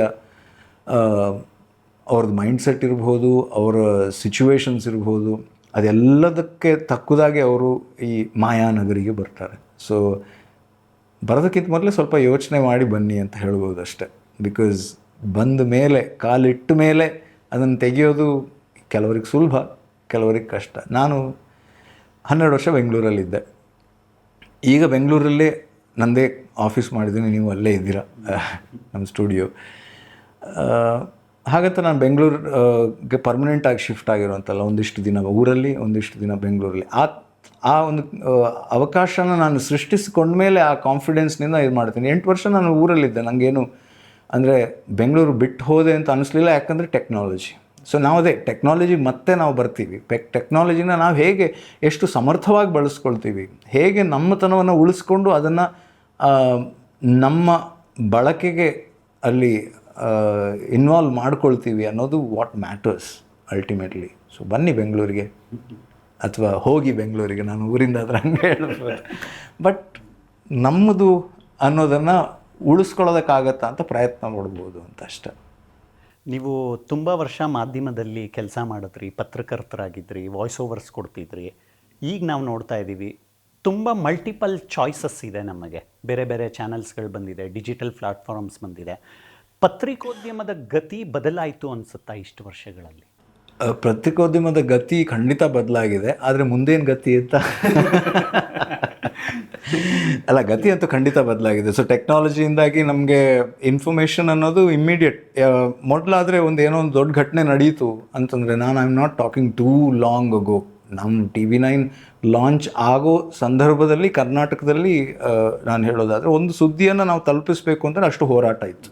ಮಿನಿಮಮ್ ಒಂದು ಯಾವುದೋ ಒಂದು ದೊಡ್ಡ ನ್ಯೂಸ್ ಆಯಿತು ಅಂತಂದರೆ ಅಲ್ಲಿಂದ ಆ ವಿಜುವಲ್ ಇನ್ಫಾರ್ಮೇಷನ್ ನಮ್ಮ ಮನೆ ಬಾಗಿಲಿಗೆ ತಲುಪಬೇಕು, ಅದು ನೇರ ಪ್ರಸಾರವೇ ಆಗಬೇಕು ಅಂತಂದರೆ ಕೆಲವೊಂದು ನಿಮಿಷಗಳು, ಕೆಲವೊಂದು ಗಂಟೆಗಳು ಬೇಕಾಗಿತ್ತು. ಇವಾಗ ಬೇಡ. ಇವಾಗ ಕೆಲವೇ ಸೆಕೆಂಡುಗಳಲ್ಲಿ ಆ ಇನ್ಫಾರ್ಮೇಷನ್ ನಮ್ಮ ಮೊಬೈಲ್ಗಳಿಗೆ ತಲುಪಿರುತ್ತೆ, ನಮ್ಮ ಮನೆಗಳಿಗೆ ತಲುಪಿರುತ್ತೆ. ಮೊನ್ನೆ ಗುಜರಾತ್ನಲ್ಲಿ ಆ ಒಂದು ಫ್ಲೈಟ್ ಕ್ರ್ಯಾಶ್ ಆದ ಸಂದರ್ಭದಲ್ಲಿ ಕೆಲವೇ ಕ್ಷಣಗಳಲ್ಲಿ ಯಾರೋ ಮೊಬೈಲ್ನಲ್ಲಿ ಶೂಟ್ ಮಾಡಿದ್ದು ಎಲ್ಲ TV ಗಳಲ್ಲೂ ಫ್ಲ್ಯಾಶ್ ಆಯಿತು, ಎಲ್ಲ ಮೊಬೈಲ್ಗಳಲ್ಲೂ ಬಂತು. ಅಥವಾ ಇದೇ ಥರದ ಎಲ್ಲ ಘಟನೆಗಳು ಕೂಡ ಕ್ಷಣ ಮಾತ್ರದಲ್ಲಿ ಬಂದುಬಿಡುತ್ತೆ. ಸೊ ಆ ವೇಗ ಬದಲಾಗಿದೆ, ಆ ಗತಿ ಬದಲಾಗಿದೆ. ಒಂದು ರೀತಿಲಿ ನೋಡಿದ್ರೆ ಬೇಕಾ ಇಷ್ಟು ಫಾಸ್ಟು ಅಂತ ಅನಿಸುತ್ತೆ. ಬಟ್ ಕಾಲ ತಕ್ಕಂಗೆ ಹೋಗ್ತಾ ಇರಬೇಕು ಮುಂದೆ. ತುಂಬಾ ಅಡ್ವಾಂಟೇಜಸ್ ಇವತ್ತಿನ ಜರ್ನಲಿಸಮ್ ಅನ್ನೋದು. ಈಗ ನಾನು ಬಂದಾಗಲೂ ಅಷ್ಟೇ ಸುಲಭನೇ ಇತ್ತು ಹಂಗೆ ನೋಡೋದಾದರೆ. ಅದಕ್ಕಿಂತ 10-30 ವರ್ಷ ಹಿಂದೆ ಇನ್ನೂ ಕಷ್ಟ ಇತ್ತು ಅಂತ ಅನ್ಬೋದು, ಒಂದು ಸುದ್ದಿಯನ್ನು ತಲುಪಿಸ್ಬೇಕು ಅಂತಂದರೆ. ಸೊ ನಾನು ಅದೇ ಕಲಿತಾ ಇರಬೇಕಾದ್ರೂ ಅಷ್ಟೇ, ನಾನು ಟ್ರಾನ್ಸ್ಲೇಷನ್ ಅದೆಲ್ಲ ಕಲಿಬೇಕು ಅಂತಂದರೆ ನಾನು ಅಲ್ಲೇ ಮಂಗಳೂರಿನಲ್ಲೇ ಹತ್ತಿರದ ನ್ಯೂಸ್ ಪೇಪರ್ ಆಫೀಸಿಗೆ ಹೋಗ್ತಾಯಿದ್ದೆ, ರಿಪೋರ್ಟಿಂಗ್ ಕಲಿತಾ ಇದ್ದೆ, ಮತ್ತು ಟ್ರಾನ್ಸ್ಲೇಷನ್ ಕಲಿತಾ ಇದ್ದೆ. ಯಾಕಂದರೆ ಅಂಥ ಇನ್ಫಾರ್ಮೇಷನ್ ಎಲ್ಲ ಕಡೆ ಹೊರಗಡೆ ಸಿಗ್ತಾ ಇರಲಿಲ್ಲ. ಒಂದು ಮೊಬೈಲ್ ಅಂತ ಅನ್ನೋದೇ ಒಂದು ಲಕ್ಸುರಿ ಆಗಿತ್ತು. ಇನ್ಕಮಿಂಗ್ ಕಾಲ್ ಅಂತಂದರೆ ಅದಕ್ಕೆ ಚಾರ್ಜಸ್ ಇತ್ತು. ಇವಾಗ ಔಟ್ ಗೋಯಿಂಗ್ ಕೂಡ ಫ್ರೀ ಆಗಿಬಿಟ್ಟು ಎಷ್ಟೋ ವರ್ಷಗಳಾಯಿತು. ಸೊ ಹಾಗಾಗಿ ನಮ್ಮ ಸ್ಪೀಡ್ ಅನ್ನೋದು ಬೇಕು. ಆದರೆ ಹೇಗೆ ನಮ್ಮ ಗಾಡಿಯಲ್ಲಿ 200-300 ಕಿಲೋಮೀಟರ್ ಹೋಗೋ ತನಕ, ಅಂದರೆ ಅದರಲ್ಲಿ ಸ್ಪೀಡ್ ಹೋಗೋದಕ್ಕೆ ಸಾಧ್ಯತೆ ಇದೆ, ಆದರೆ ಯಾರೂ ಅಷ್ಟು ಸ್ಪೀಡಲ್ಲಿ ಹೋಗಲ್ಲ. ಯಾಕೆಂತಂದರೆ ಅದು ಸೇಫ್ ಅಲ್ಲ ಅಂತ. ಸೊ ಹಾಗೆ ಅಷ್ಟು ಸ್ಪೀಡ್ ಬೇಕಾ ಅಂತಲೂ ಕೆಲವೊಮ್ಮೆ ಅನಿಸುತ್ತೆ ಅಷ್ಟೆ. ತುಂಬ ಸಲ ನೀವು ಗಮನಿಸಿರ್ತೀರ, ಈ ಮಾಧ್ಯಮದಲ್ಲಿ ಕೆಲಸ ಮಾಡೋರನ್ನ, ಮಾಧ್ಯಮಗಳನ್ನು ಈ ಆಚೆ ನಿಂತ್ಕೊಂಡು ಬೈಯೋರೇ ಜಾಸ್ತಿ. ಅವ್ರಿಗೆ ಒಳಗಡೆನ ಪ್ರೋಸೆಸ್ ಹೇಗೆ ನಡೆಯುತ್ತೆ ಅನ್ನೋದು ಗೊತ್ತಿರಲ್ಲ. ಇದ್ರ ಬಗ್ಗೆ ನಿಮ್ಮ ಪಾಯಿಂಟ್ ಆಫ್ ವ್ಯೂ ಏನು? ನಿಂದಕರಿರಬೇಕಯ್ಯ. ಯಾವುದೇ ಕೆಲಸ ಮಾಡಿ ಹೊಗಳೋರು ಇರ್ತಾರೆ, ಹೊಗಳೋ ಅಷ್ಟೇ ಅಥವಾ ಜಾಸ್ತಿನೋ ಕಮ್ಮಿನೋ ತೆಗಳೋರು ಇದ್ದೇ ಇರ್ತಾರೆ. ಏನೂ ಮಾಡೋಕ್ಕಾಗಲ್ಲ, ಅಷ್ಟೇ ಹೇಳೋದು. ಅದಕ್ಕಿಂತ ಜಾಸ್ತಿ ಏನು ಹೇಳೋದು? ಯಾಕಂದರೆ ಏನೇ ಮಾಡಿ ನೀವು ಎಷ್ಟೇ ಒಳ್ಳೆ ಕೆಲಸ ಮಾಡಿದ್ರು ಕೂಡ ಅದು ಯಾಕೆ ಮಾಡ್ತಿದ್ದಾರೆ ಅಂತ ಅನ್ನೋ ಭಾವನೆ ಬರೋರು ಇದ್ದೇ ಇರ್ತಾರೆ. ಅದು ಏನೋ ಲಾಭ ಇಟ್ಕೊಂಡು ಮಾಡಿರ್ತಾರೆ ಅನ್ನುವಂಥದ್ದು. ಅಥವಾ ಇಲ್ಲಿ ಸುದ್ದಿ ವಿಷಯಕ್ಕೆ ಬಂತು ಅಂತಂದ್ರೂ ಅಷ್ಟೇ. ಸೊ ಅದು ಅಂದರೆ ಕೆಲವರಿಗೆ ಅದು ಅಂದರೆ ಅಷ್ಟು ಯೋಚನೆ ಮಾಡೋಕ್ಕೆ ಹೋಗಿರಲ್ಲ, ಇದು ಸರಿನಾ ತಪ್ಪು ಅಂತ ಹೇಳ್ಕೊಂಡು they just consume news. But ಕೆಲವರಿಗೆ ಇದು ಬೇಕಾ ಬೇಡವಾ ಅನ್ನುವಂಥದ್ದು, ಅದು ಸರಿಯಾದ ಯೋಚನೆಯೇ ಇರ್ಬೋದು, ತಪ್ಪಾದ ಯೋಚನೆಯೇ ಇರ್ಬೋದು. ಬಟ್ ದೇ ಜಸ್ಟ್ ಥಿಂಕ್ ಬೇಕಾ ಇಷ್ಟು ಅನ್ನೋದು ಏನಿದೆ ಎಲ್ಲನೂ ತೋರಿಸ್ತಾರೆ, ಏನೋ ಒಂದು ಸ್ವಲ್ಪ ಅಂದರೆ ಸ್ವಲ್ಪನಾದರೂ ಕಂಟ್ರೋಲ್ ಇರ್ಬೋದಲ್ಲ, ಸುಮ್ಮನೆ ವೈಭವೀಕರಿಸ್ತಾರೆ ಇರ್ಬೋದು. ಸುಮ್ಮನೆ ಉದಾಹರಣೆಗೆ ಹೇಳಿದೆ ನಾನು. ಸೊ ಅಲ್ಟಿಮೇಟ್ಲಿ ಆ ಥರದ ನ್ಯೂಸ್ ಕನ್ಸ್ಯೂಮ್ ಆಗ್ತಿದೆ, ಆ ಥರದ ನ್ಯೂಸನ್ನು ಜನ ನೋಡ್ತಿದ್ದಾರೆ. ಸೊ ನೋಡ್ತಿದ್ದಾರೆ ಅನ್ನುವಂಥದ್ದನ್ನು ಮಾಧ್ಯಮ ತೋರಿಸುತ್ತೆ. ಮಾಧ್ಯಮ ಅನ್ನೋದು ಸಮಾಜದ ಕನ್ನಡಿ ಅನ್ನೋದರಲ್ಲಿ ಯಾವುದೇ ಡೌಟ್ ಇಲ್ಲ. ಹಂಗೆ ನೋಡೋದಾದರೆ ಅದೇ ಥರದ ಮಾಧ್ಯಮ ಕೂಡ ಅಲ್ಲ, ಎಲ್ಲ ರೀತಿಯ ಮಾಧ್ಯಮವೂ ಇದೆ. ಬಟ್ ಎಷ್ಟನ್ನು ಯಾರು ಹೇಗೆ ಕನ್ಸ್ಯೂಮ್ ಮಾಡ್ತಾರೆ ಅನ್ನೋದ್ರ ಮೇಲೆ ಅದರ ಪಾಪ್ಯುಲಾರಿಟಿ ಹೆಚ್ಚು ಕಮ್ಮಿ ಆಗ್ತಾ ಹೋಗುತ್ತೆ. So it's a mixed bag. So ಕೆಲವರು ಸೆನ್ಸೇಷನನ್ನು ಹಿಂದೆ ಹೋಗ್ತಾರೆ, ಕೆಲವರು ಸತ್ಯದ ಹಿಂದೆ ಹೋಗ್ತಾರೆ, ಕೆಲವರು ಇನ್ವೆಸ್ಟಿಗೇಷನ್ ಇರ್ಬೋದು, ಅಥವಾ ಕೆಲವರು ಯಾವುದು ಬೇಡ ಜಸ್ಟ್ ಮನೋರಂಜನೆ ಮಾತ್ರ ಅಂತಾರೆ. ಸೊ ಅಲ್ಟಿಮೇಟ್ಲಿ ನೀವು ಬೈತಿರೋ ಬಿಡ್ತಿರೋ ಅನ್ನೋದು ನಿಮ್ಮ ಆಯ್ಕೆ, ಅದನ್ನು ನೋಡ್ತಿರೋ ಬಿಡ್ತಿರೋ ಅನ್ನೋದು ನಿಮ್ಮ ಆಯ್ಕೆ. ಅದನ್ನು ನೋಡಲೇಬೇಕಾಗಿಲ್ಲವಲ್ಲ, ಅಥವಾ ಕನ್ಸ್ಯೂಮ್ ಮಾಡಲೇಬೇಕಾಗಿಲ್ಲ, ನಿಮ್ಗೆ ಬೇರೆ ಆಪ್ಷನ್ ಇದೆಯಲ್ಲ. ಈಗ ಅಷ್ಟು ಹೇಳ್ಬೋದು ನಾನು. ನಿಮ್ಮ ಇಷ್ಟು ವರ್ಷಗಳ ಜರ್ನಿ ನೋಡಿದ್ದೀವಿ, ನಮಗೆ ಯಾವಾಗಲೂ ಒಂದು ಕೌತುಕತೆ ಸೃಷ್ಟಿ ಆಗ್ತಾನೆ ಇರುತ್ತೆ ನಿಮ್ಮ ಜರ್ನಿ ನೋಡಿದಾಗ. ನೀವು ನೋಡೋದಕ್ಕೆ ತುಂಬ ಹ್ಯಾಂಡ್ಸಮ್ ಆಗಿದ್ದೀರಾ, ಧ್ವನಿ ಅದ್ಭುತವಾಗಿದೆ. ನಿಮ್ಮ ತಲೆಗೆ ಯಾವತ್ತೂ ಬರಲಿಲ್ವಾ ನಾನು ಗಾಂಧಿನಗರದಲ್ಲಿ ಏನಾದರೂ ಟ್ರೈ ಮಾಡಬೇಕು ಅಂತ? ನಾನು ಆ್ಯಕ್ಟಿಂಗ್ ಮಾಡಿದ್ದೀನಿ. ಕನ್ನಡದಲ್ಲಿ ಒಂದು ಫುಲ್ ಅಂದರೆ ಹೀರೋ ಆಗಿ ಒಂದು ಸಿನಿಮಾ ಮಾಡಿದೆ, ಮತ್ತು ಒಂದಿಷ್ಟು ಪಾತ್ರಗಳನ್ನು ಮಾಡಿದೆ, 1-2 ಸಿನಿಮಾ ಮಾಡಿದೆ. ಹಾಗೆ ಸೀರಿಯಲ್ಗಳಲ್ಲೂ ಸಾಧಾರಣ 1-1.5 ಸಾವಿರ ಎಪಿಸೋಡ್ಗಳಷ್ಟು ಮಾಡಿದೆ. ಇವತ್ತಿಗೂ ಅಷ್ಟೇ, ಏನಾದರೂ ಒಂದು ಒಳ್ಳೆಯ ಅವಕಾಶ ಸಿಕ್ಕರೆ ಮಾಡೋದು ಖಂಡಿತ ಮಾಡ್ತೀನಿ. ಬಟ್ ಅದರ ಹಿಂದೆ ಅಂತ ಯಾವತ್ತೂ ಹೋಗಿಲ್ಲ. ಮತ್ತು ಇನ್ನೊಂದು ನಾನು ಯಾವತ್ತೂ ಹೇಳುವಂಥದ್ದು ಏನು ಅಂತಂದರೆ, ಸಿನಿಮಾ ಅನ್ನೋದು ಒಂದು ರೀತಿಯ ಗ್ಯಾಂಬಲ್. ಅಲ್ಲಿ ಎಲ್ಲರೂ ಸಕ್ಸಸ್ಸನ್ನು ಪಡಿತಾರೆ ಅನ್ನೋದು ಹೇಳೋಕ್ಕಾಗಲ್ಲ. ಸೊ ಅಲ್ಲಿ ತನಕ ನಾವು ಸ್ಟ್ರಗಲ್ ಮಾಡ್ತಾ ಇರಬೇಕು, ನಾವು ಒದ್ದಾಡ್ತಾ ಇರಬೇಕು, ಅಥವಾ ಪ್ರಯತ್ನ ಪಡ್ತಾ ಇರಬೇಕು. ಇದು ಈ ಗ್ರೈಂಡ್, ಈ ಪ್ರಾಸೆಸ್ಗೆ ನಾವೆಷ್ಟು ತಯಾರಿದ್ದೀವಿ ಅನ್ನೋದ್ರ ಮೇಲೆ ಅದು ಹೋಗುತ್ತೆ. ನನ್ನ ಪುಣ್ಯಕ್ಕೆ ನಂಗೆ ಒಂದಿಷ್ಟು ಅವಕಾಶಗಳು ಸಿಕ್ಕಿದ್ದನ್ನು ನಾನು ಮಾಡಿದೆ, ಅದು ನನಗೆ ಖುಷಿ ತಂದಿದೆ. ಸೊ ಆದರೆ ಅದೇ ನನ್ನ ಕರಿಯರ್ ಚಾಯ್ಸ್ ಅಂತ ನಾನು ಮಾಡೋಕ್ಕೆ ಹೋಗಿಲ್ಲ ಅಷ್ಟೆ. ಈಗಲೂ ಪ್ರಯತ್ನ ಜಾರಿಯಲ್ಲಿದೆಯಾ ಪಾತ್ರಗಳ ಹುಡುಕಾಟ? ನಾನು ಯಾವತ್ತೂ ಪಾತ್ರಗಳು ಹುಡುಕಾಟಕ್ಕೆ ಹೋಗೇ ಇಲ್ಲ. ಸಿಕ್ಕ ಅವಕಾಶಗಳನ್ನು ಬಳಸ್ಕೊಂಡಿದ್ದೀನಿ ಅಷ್ಟೆ. ನಿಮ್ಮ ಸುತ್ತಮುತ್ತ ಇರೋರು ಏನು ಹೇಳ್ತಾರೆ ಸಿನಿಮಾಗಳ ಬಗ್ಗೆ, ಸಿನಿಮಾ ಜರ್ನಿ ಬಗ್ಗೆ? ಮಾಡಬೇಕು ಪ್ರದೀಪ್ ನೀನು ಅಂತೇನಾದರೂ ಹೇಳ್ತಾರಾ? ಏನಕ್ಕಂದರೆ ನಿಮ್ಮ ಟ್ಯಾಲೆಂಟ್ ಏನು ಅಂತ ಅವ್ರಿಗೆ ಗೊತ್ತಿರುತ್ತೆ. ಅದು ಕೆಲವರು ಹೇಳ್ತಾರೆ, ಓಕೆ ನೀನು ಆ್ಯಕ್ಟಿಂಗೆಲ್ಲ ಯಾಕೆ ಬಿಟ್ಟೆ ಅನ್ನುವಂಥದ್ದು ಹೇಳ್ತಾರೆ. ಬಟ್ ಅವ್ರಿಗೂ ಗೊತ್ತು ನನಗೆ ಇಷ್ಟ ಆಗೋದನ್ನು ನಾನು ಖಂಡಿತ ಮಾಡ್ತಾ ಇರ್ತೀನಿ, ಅದ್ರ ಬಗ್ಗೆ ನನ್ನ ಪ್ರಯತ್ನಗಳು ನಡೀತಾನೆ ಇರುತ್ತೆ ಅಂತ ಹೇಳ್ಕೊಂಡು. ಸೊ ನಾನೇನೇ ಪ್ರಯತ್ನ ಮಾಡಿದ್ರು ಅದು ಒಳ್ಳೆಯ ಹಾದಿಯಲ್ಲಿ ಇರುತ್ತೆ. ಹೆಚ್ಚಾಗಿ ಇದ್ದದ್ದಕ್ಕೆಲ್ಲರದು ಕೂಡ ಸಪೋರ್ಟು ಖಂಡಿತ ಇದ್ದೇ ಇರುತ್ತೆ. ನಾನು ಈ ಸಂದರ್ಶನದಲ್ಲಿ ನಿಮ್ಮ ಧ್ವನಿ ಬಗ್ಗೆ ಮಾತಾಡಿಲ್ಲ ಅಂದರೆ ಈ ಸಂದರ್ಶನ ಅಪೂರ್ಣ ಅನ್ನಿಸ್ಕೊಂಡ್ಬಿಡುತ್ತೆ. ಸುಮಾರು ಕಡೆ ನೀವು ಧ್ವನಿ ಬಗ್ಗೆನೇ ಮಾತಾಡಿರ್ತೀರ, ಕನ್ಸಲ್ಟೇಷನ್ಸ್ ಮಾಡ್ತಿರ್ತೀರ. ಅಂದರೆ ಈಗ ಬರೋವ್ರಿಗೆ ಧ್ವನಿ ಮೂಲಕ ನಾವು ಹೇಗೆ ರೆಪ್ರೆಸೆಂಟ್ ಆಗಬೇಕು ಅನ್ನೋದನ್ನು ಹೇಳ್ಕೊಡ್ತಾ ಇರ್ತೀರ. ಇದನ್ನು ಬಿಟ್ಟು ಮಾತಾಡೋದಾದರೆ ಸುಮಾರು ಜನಕ್ಕೆ ಕನ್ಫ್ಯೂಷನ್ಸ್ ಇದೆ, ಹೇಗೆ ನಮ್ಮನ್ನು ನಾವು ಪ್ರೆಸೆಂಟ್ ಮಾಡಿಕೊಳ್ಬೇಕು ಅಂತ. ಪ್ರೆಸೆಂಟೇಷನ್ ಅಂತ ಬಂದಾಗ ಧ್ವನಿ ಅನ್ನೋದು, ಮಾತು ಅನ್ನೋದು ತುಂಬ ಮುಖ್ಯ ಆಗುತ್ತೆ. ಇದ್ರ ಬಗ್ಗೆ ಏನಾದರೂ ರಿಮಾರ್ಕ್ ಹೇಳ್ಬೋದಾ? ನಾನು ಮೀಡಿಯಾದಲ್ಲಿದ್ದೀನಿ, ನಾನು ಮಾಧ್ಯಮವನ್ನು ನನ್ನ ಒಂದು ಕರಿಯರ್ ಆಗಿ ಆಯ್ಕೆ ಮಾಡ್ಕೊಂಡಿದ್ದೀನಿ. ಹಾಗಾಗಿ ನನಗೆ ಇದು ಟಾಪ್ ಮೋಸ್ಟ್ ಪ್ರಯಾರಿಟಿ ಅನ್ನೋದು ಕಾಣಿಸುತ್ತೆ. ಆದರೆ ಆ ಮಾಧ್ಯಮದಲ್ಲಿ ಇದ್ದೀನಿ ಅನ್ನೋದ್ರಿಂದ ಹೊರಗೆ ಬಂದು ನೋಡೋದು ಅಂತಂದರೆ ಕಮ್ಯುನಿಕೇಷನ್ ಮತ್ತು ಸಮರ್ಥವಾಗಿ ನಮ್ಮ ಮನಸ್ಸಿನಲ್ಲಿರೋದನ್ನು ಇನ್ನೊಬ್ಬರಿಗೆ ತಲುಪಿಸೋದು ಅನ್ನೋದು ಇಟ್ಸ್ ಆಲ್ವೇಸ್ ವೆರಿ ಇಂಪಾರ್ಟೆಂಟ್. ಅದು ನನಗೆ ಅಂತಲ್ಲ, ಒಬ್ಬರು ಒಂದು ಆಫೀಸ್ನಲ್ಲಿ ಕೆಲಸ ಮಾಡೋರು ಇರ್ಬೋದು, ಅಥವಾ ಯಾವುದೋ ಒಂದು ಶಾಪ್ನಲ್ಲಿ ಇರುವವರಿರ್ಬೋದು. 2 ಶಾಪ್ನಲ್ಲಿ ಒಂದೇ ರೀತಿಯ ಪ್ರಾಡಕ್ಟ್ಸ್ ಇರುತ್ತೆ, ಒಂದೇ ರೀತಿಯ ಐಟಮ್ಸನ್ನು ಅವ್ರು ಮಾರ್ತಿರ್ತಾರೆ ಅಥವಾ ಸರ್ವಿಸಸನ್ನು ಕೊಡ್ತಾ ಇರ್ತಾರೆ. ಬಟ್ ಯಾರು ಹೆಚ್ಚು ಅದನ್ನು ಸಮರ್ಥವಾಗಿ ಕಮ್ಯುನಿಕೇಟ್ ಮಾಡ್ತಾ ಇರ್ತಾರೆ ಅಲ್ಲಿಗೆ ಜನ ಜಾಸ್ತಿ ಹೋಗ್ತಾರೆ. ಯಾಕಂದರೆ ಅವರ ಇಂಟ್ರ್ಯಾಕ್ಷನ್ ಚೆನ್ನಾಗಿರುತ್ತೆ, ಅವರೊಂದು ಹೇಗೆ ಜನರ ಜೊತೆ ಬಿಹೇವ್ ಮಾಡ್ತಾರೆ, ಹೇಗೆ ಅವರ ಒಂದು ಕನೆಕ್ಷನನ್ನು ಮೇಂಟೈನ್ ಮಾಡ್ತಾರೆ ಅನ್ನೋದು ಮುಖ್ಯ ಆಗುತ್ತೆ. ಹಾಗಾಗಿ ಮಾಧ್ಯಮದಲ್ಲಿರೋರಿಗೆ ಮಾತ್ರ ಅಂತಲ್ಲ, ಇನ್ ಜನರಲ್ ಲೈಫ್ನಲ್ಲಿ ಸರಿಯಾದ ಭಾಷೆಯ ಬಳಕೆ, ಸರಿಯಾದ ಪದಗಳ ಬಳಕೆ, ಅದ್ರ ಜೊತೆಗೇ ನಮ್ಮ ಹೇಗೆ ಬಿಹೇವಿಯರ್ ಏನಿರುತ್ತೆ ಎಲ್ಲನೂ ಕೂಡ ಜೊತೆಯಾಗಿ ಹೋಗ್ತಾ ಇರಬೇಕಾಗುತ್ತೆ. ಸೊ ದ್ಯಾಟ್ಸ್ ಆಲ್ವೇಸ್ ಇಂಪಾರ್ಟೆಂಟ್ ನನ್ನ ಪ್ರಕಾರ. ಸೊ ಬರೀ ಮೀಡಿಯಾದಲ್ಲಿರೋರಿಗೆ ಮಾತ್ರ ಅಲ್ಲ. ನಿಮ್ಮ ಜೊತೆ ಮಾತನಾಡುವಾಗ ಯಾವುದೋ ಒಂದು ಒಕೇಶನಲ್ಲಿ ಕಾನ್ವರ್ಸೇಷನ್ ಮಾಡುವಾಗ ನಮಗೆ simplicity is the best key ಅನ್ನೋದು ಗೊತ್ತಾಗುತ್ತೆ. ಇಷ್ಟು ದಿನಗಳ ಕಾಲ ನಿಮ್ಮಲ್ಲಿ ಅದನ್ನು ನಾವು ನೋಡಿದ್ದೀವಿ, ಗಮನಿಸಿದ್ದೀವಿ, ಅದನ್ನೇ ಪ್ರೀತಿಸಿದ್ದೀವಿ ನಾವು. ಸುಮಾರು ಸಲ ಏನಾಗುತ್ತೆ ಅಂದರೆ ಈ ಟಾಸ್ಕಿಂಗ್ ವಿಚಾರದಲ್ಲಿ ಮಾತಾಡುವಾಗ ನಾನು ಈ ಡಿಸಿಷನ್ ತಗೊಳ್ಳೋದಾ ಬೇಡವಾ ಅಂತ 10 ಸಲ ಯೋಚನೆ ಮಾಡ್ತೀವಿ ನಾವು. ಪ್ರದೀಪ್ ಅವ್ರು ತುಂಬ ಓವರ್ ಥಿಂಕ್ ಮಾಡ್ತಾರಾ? ಥಿಂಕ್ ಮಾಡಿ ಹೇಳಬೇಕು. ಅಲ್ಲ, ಅಂದರೆ thinking should be A part of everything. But ಎಷ್ಟು ಯೋಚನೆ ಮಾಡ್ಬೋದು ಅಷ್ಟೇ ಯೋಚನೆ ಮಾಡ್ಬೋದು. ಆಮೇಲೆ ಸಂದರ್ಭಕ್ಕೆ ತಕ್ಕ ಹಾಗೆ ನಾವು ರಿಯಾಕ್ಟ್ ಮಾಡ್ಕೊಂಡು ಮುಂದೆ ಹೋಗಬೇಕಾದ ಅನಿವಾರ್ಯತೆ ಕೂಡ ಇದ್ದೇ ಇರುತ್ತೆ. So it all depends or boils down to what we are and what we get, be the opportunity ಅಥವಾ ಯಾರು ನಾವು ಇಂಟ್ರ್ಯಾಕ್ಟ್ ಮಾಡೋದಕ್ಕೆ ಯಾರು ಸಿಗ್ತಾರೆ ಅನ್ನೋದ್ರ ಮೇಲೆ ಹೋಗುತ್ತೆ ಅಲ್ಟಿಮೇಟ್ಲಿ.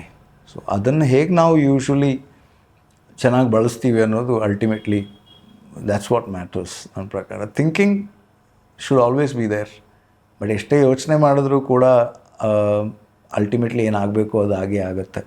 ಆದರೆ ನಮ್ಮ ಹಿಂದಿನ ಅನುಭವಗಳನ್ನು ಬಳಸ್ಕೊಂಡು ಅಥವಾ ನಮಗೆ ಆ ಅನುಭವಗಳಾದವರು ಅಥವಾ ತಿಳಿದವರು ಅಥವಾ ಹಿರಿಯರು ಅಂತ ನಾವೇನು ಹೇಳ್ತೀವಿ, ಅವರಿಂದ ಕೇಳಿದ್ದನ್ನು ನೋಡಿದ್ದನ್ನು ನಾವು ಬಳಸ್ಕೊಂಡು ನಮ್ಮ ಡಿಸಿಷನನ್ನು ಮಾಡಬೇಕಾಗತ್ತೆ.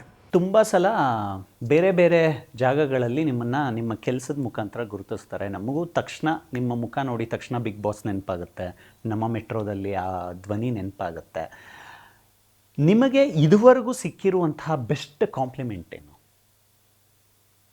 ರೀಕಾಲ್ ಮಾಡ್ಕೊಳ್ಳೋದಾದರೆ? ಬೆಸ್ಟ್ ಕಾಂಪ್ಲಿಮೆಂಟ್ ಅಂದರೆ ಹೆಚ್ಚಾಗಿ ನನ್ನ ಧ್ವನಿಯ ಬಗ್ಗೆ ಇದು ಮಾಡ್ತಾರೆ ಅಥವಾ ಮಾತಿನ ಶೈಲಿ ಬಗ್ಗೆ. ಬಟ್ ಅದೇ ಅಂದರೆ ಹಂಗಂತ ನಾನು ಇದನ್ನೇ ಬೆಸ್ಟು, ಇದನ್ನೇ ಸ್ವಲ್ಪ ಕಮ್ಮಿ ಇದು ಅಂತ ಯಾವತ್ತೂ ಕನ್ಸಿಡರ್ ಮಾಡಲ್ಲ. ಯಾಕಂದರೆ ಪ್ರತಿಯೊಬ್ಬರು ಅವರ ಭಾವನೆಯನ್ನು ವ್ಯಕ್ತಪಡಿಸ್ತಾರೆ, ಅವರ ಭಾವನೆಯನ್ನು ವ್ಯಕ್ತಪಡಿಸೋ ರೀತಿಗಳು ವ್ಯತ್ಯಾಸ ಇರ್ಬೋದು, ಬಟ್ ಅಲ್ಟಿಮೇಟ್ಲಿ ಒಂದು ಪಾಸಿಟಿವ್ ಎನರ್ಜಿನ ಅವರು ಕೊಡ್ತಾರಲ್ವ. ಸೊ ಪ್ರತಿಯೊಂದು ಕಾಂಪ್ಲಿಮೆಂಟಿಗೂ ಅಷ್ಟೇ ವ್ಯಾಲ್ಯೂ ಕೊಡ್ತೀನಿ ನಾನು. ಹಾಗಾಗಿ nothing is best, nothing is worse. Negative ಇದ್ದರೂ ಕೂಡ ಅದರಿಂದ ನಾವೇನೋ ಕಲ್ತ್ಕೊಂಡಿರುತ್ತೆ. Maybe that is best. ಒಳ್ಳೆಯದನ್ನು ಹೇಳೋದು ಒಳ್ಳೆಯದೇನೆ, ಆದರೆ ನಮ್ಮಲ್ಲಿ ಏನು ತಪ್ಪಿದೆ ಅಥವಾ ಅದನ್ನು ಹೇಳಿದ್ರೆ ಅದನ್ನು ನಾವು ತಿಳ್ಕೊಳ್ಳೋದೇನಿದೆ ಅದು ಕೂಡ ಮ್ಯಾಟರ್ಸ್ ಅಲ್ಟಿಮೇಟ್ಲಿ. ನಾವು ಮಾಡ್ರನ್ ಟೈಮ್ಸಲ್ಲೇ ಮಾತನಾಡ್ತಾ ಹೋಗಬೇಕು. ಈಗ 17ರಿಂದ 42 ವಯಸ್ಸದು ಒಂದು ವಯಸ್ಸಿನ ಪೀರಿಯಡ್ ಬರುತ್ತೆ. ಅಲ್ಲೇ ನಾವು ತುಂಬ ನಕಾರಾತ್ಮಕತೆಯನ್ನು ಫೇಸ್ ಮಾಡುವಂಥ ಟೈಮ್ ಪೀರಿಯಡು ಓಪನ್ ಆಗ್ತಾ ಹೋಗುತ್ತೆ. ಎಲ್ಲರೂ ಡಿಪ್ರೆಷನ್ನ ದಾಟೇ ಬಂದಿರ್ತಾರೆ. ಪ್ರದೀಪ್ ಅವರು ಡಿಪ್ರೆಷನನ್ನು ನೋಡೋ ಬಗ್ಗೆ ಹೇಗೆ? ಡಿಪ್ರೆಷನ್ ಅಂದರೆ ಏನು ಅನ್ನೋದನ್ನು ನಾವು ಫಸ್ಟ್ ಯೋಚನೆ ಮಾಡಬೇಕಾಗತ್ತೆ. ನನ್ನ ಪ್ರಕಾರ ಪ್ರತಿಯೊಬ್ಬರ ಜೀವನದಲ್ಲೂ ಏರಿಳಿತಗಳು ಇದ್ದೇ ಇರುತ್ತೆ, ಒಂದಲ್ಲ ಒಂದು ರೀತಿಯಲ್ಲಿ ಇದ್ದೇ ಇರುತ್ತೆ. ಕೆಲವ್ರದ್ದು ತೀರಾ ತುಂಬಾ ಅಂದರೆ ಕೂಪಕ್ಕೆ ಇಳಿಯುವಂಥದ್ದು ಅಂತ ಏನು ಹೇಳಿದ್ರು, ತುಂಬ ಆಳಕ್ಕೆ ಹೋಗುವಂಥದ್ದು ಇರುತ್ತೆ. ಅಥವಾ ಕೆಲವರಿಗೆ ಒಂದು ಸ್ವಲ್ಪ ಮಾಡ್ರೇಟ್ ಆಗಿರುವಂತಹ ಸಿಚುವೇಶನ್ ಫೇಸ್ ಮಾಡಬೇಕಾಗಿರುವಂಥದ್ದು ಇರುತ್ತೆ. ಅದನ್ನು ಹೇಗೆ ನಾವು ತಗೊಳ್ತೀವಿ, ಅದನ್ನು ನಾವು ಒಂದು ದೊಡ್ಡ ಹೊಡೆತ ಅಂತ ತಗೊಳ್ತೀವೋ ಅಥವಾ ದೊಡ್ಡ ಕಲಿಕೆ ಅಂತ ತಗೊಳ್ತೀವೋ ಅಂತ ಅನ್ನೋದಿರೋದು. ನನ್ನ ಜೀವನದಲ್ಲೂ ಕೂಡ ತುಂಬಾ ಏರಿಳಿತಗಳನ್ನು ನಾನು ಕೂಡ ನೋಡಿದ್ದೀನಿ. ಬಟ್ ಅದರಿಂದ ನಾವು ಹೇಗೆ ಬೌನ್ಸ್ ಬ್ಯಾಕ್ ಆಗ್ತೀವಿ, ಮತ್ತು ಅದಕ್ಕೂ ಮುಖ್ಯವಾಗಿ ನಮ್ಮ ಸಪೋರ್ಟ್ ಸಿಸ್ಟಮ್, ನಮ್ಮ ಸುತ್ತ ಯಾರು ನಮಗೆ ನಂಬಿಕಸ್ಥರು ಅಂತ ನಾವು ಏನು ಒಂದು ಇಟ್ಕೊಂಡಿರ್ತೀವಿ ಅಥವಾ ಬೆಳೆಸ್ತೀವಿ, ಅಥವಾ ಅಟ್ಲೀಸ್ಟ್ ನಮ್ಮ ಫ್ಯಾಮಿಲಿ. ಸೊ ಅವರನ್ನು ನಾವು ಹೇಗೆ ಸಮರ್ಥವಾಗಿ ಇದರಲ್ಲಿ ಬಳಸ್ಕೊಳ್ತೀವಿ. ಮತ್ತು ಮೇಯ್ನಾಗಿ ಯಾರಾದರೂ ಈ ಥರದ ಕಷ್ಟದ ಪರಿಸ್ಥಿತಿಗೆ ಬಂದಾಗ ಅಥವಾ ಡಿಪ್ರೆಷನ್ಗೆ ಹೋದಾಗ ಮೊದಲು they should always think and realise that this is not permanent. ಮತ್ತು ಮನುಷ್ಯನಿಗೆ ಕಷ್ಟ ಬರ್ದಿದ್ರೆ ಬೇರೆ ಯಾರಿಗೆ ಕಷ್ಟ ಬರೋದು ಅಂತ ಕೂಡ ನಾವು ಕೇಳ್ತಾ ಇರ್ತೀವಿ. So it's a part of life. So ಅದರಿಂದ ನಾವು ಏನನ್ನು ತಿಳ್ಕೊಂಡು ನಾವು ಹೇಗೆ ಅದರಿಂದ ಹೊರಬರೋದು ಅನ್ನೋದ್ರ ಬಗ್ಗೆ ನಾವು ಯಾವತ್ತೂ ಕೂಡ ಕೆಲಸ ಮಾಡಬೇಕು. ಮತ್ತು ಯಾವತ್ತೂ ನಮ್ಮ ಒಳ್ಳೆಯದನ್ನು ಯೋಚನೆ ಮಾಡೋರು ಏನಿರ್ತಾರೆ ಅವರನ್ನು ಆ ಸಮಯದಲ್ಲಿ ನಂಬಬೇಕು. ಹಾಗೂ ಅವರ ಸಪೋರ್ಟನ್ನು ನಾವು ತಗೊಂಡು ಸ್ವಲ್ಪ ನಮ್ಮ ಇಮೋಷನನ್ನು ಸ್ವಲ್ಪ ಸೈಡಿಗಿಟ್ಟು ಲಾಜಿಕಲಿ ಕೂಡ ಯೋಚನೆ ಮಾಡಿ ಆ ಲಾಜಿಕನ್ನು ಬಳಸ್ಕೊಂಡು ನಮ್ಮ ಇಮೋಷನನ್ನು ನಾವು ಕಂಟ್ರೋಲ್ ಮಾಡ್ಕೊಂಡು ಮುಂದೆ ಹೋಗಬೇಕಾಗುತ್ತೆ. ನನ್ನ ಪ್ರಕಾರ.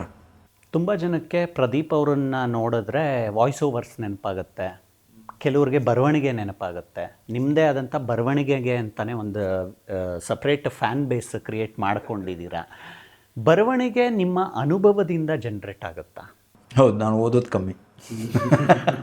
ನಾನು ಹೇಳ್ತಿರ್ತೀನಿ ನಾನು ಓದೋದಕ್ಕಿಂತ ಜಾಸ್ತಿ ಬರಿತೀನಿ ಅನ್ನೋ ಥರ ಸುಮ್ಮನೆ ಹೀಗೆ ತಮಾಷೆಗೆ ಹೇಳ್ತಾ ಇರ್ತೀನಿ. ಬಟ್ ನಾನು ಲೈಫನ್ನು ನೋಡ್ತೀನಿ, ಒಬ್ಸರ್ವ್ ಮಾಡ್ತೀನಿ, ಅದರಿಂದ ನನ್ನ ಬರವಣಿಗೆ ಹುಟ್ಕೊಳ್ಳುತ್ತೆ. ಅಥವಾ ನಂದು ಯಾವುದೇ ಎಕ್ಸ್ಪ್ರೆಷನ್, ನಾನು ಇಷ್ಟೊತ್ತು ಏನೇ ಮಾತಾಡಿದ್ದರೂ ಕೂಡ ನಾನು ಯಾವ ಪುಸ್ತಕದಲ್ಲೂ ಕೂಡ ಓದಿಲ್ಲ. ಪುಸ್ತಕಗಳು ನೋಡ್ಬೋದು ನೀವು ನಮ್ಮ ಇದರಲ್ಲಿ. ಬಟ್ ಅದಕ್ಕಿಂತ ಹೆಚ್ಚು ನಾನು ಲೈಫನ್ನು ನೋಡ್ತೀನಿ, ಲೈಫ್ನಿಂದ ಏನು ತಿಳ್ಕೊಬೋದು.